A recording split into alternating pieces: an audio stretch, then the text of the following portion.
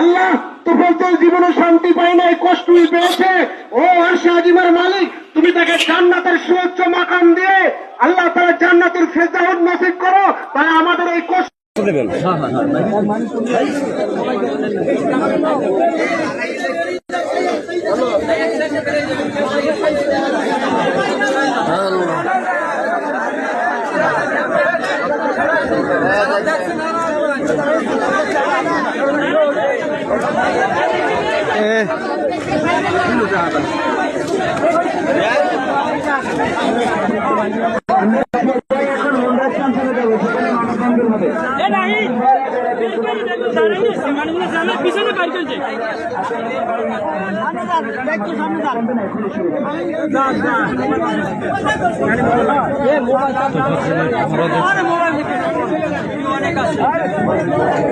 mobile